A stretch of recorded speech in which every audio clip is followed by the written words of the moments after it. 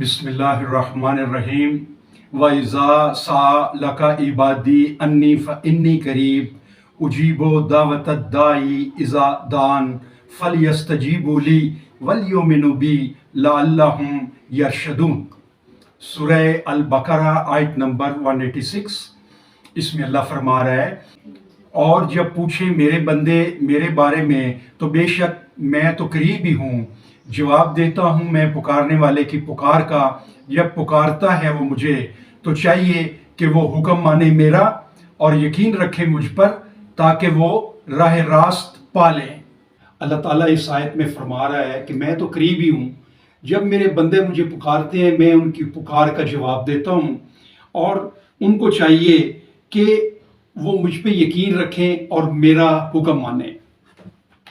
بھائی اور دوستو، اللہ تعالیٰ اپنے بندے کے قریب ہے، اس کی شہ رگ سے بھی قریب ہے۔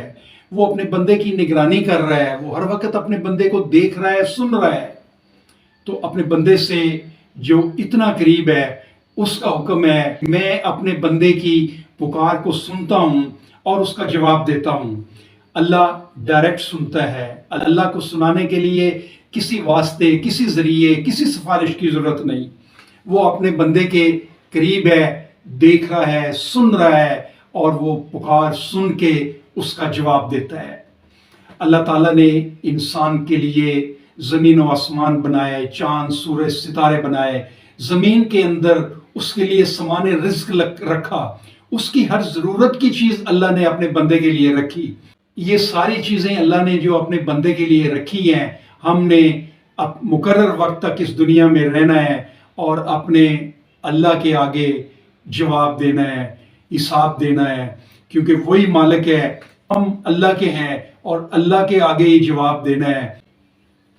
اللہ ہمیں یہ تقاضا کرتا ہے کہ جب میں نے اپنے بندے کے لیے اتنی کچھ بنایا، اس کو اشرف المخلوقات بنایا، اس کے لیے سامان رزق رکھے، اس کے لیے ہر چیز دنیا میں مہیا کی، تو اللہ تقاضا کرتا ہے کہ میرے بندو میرے پہ یقین رکھو اور میرا حکم مانو۔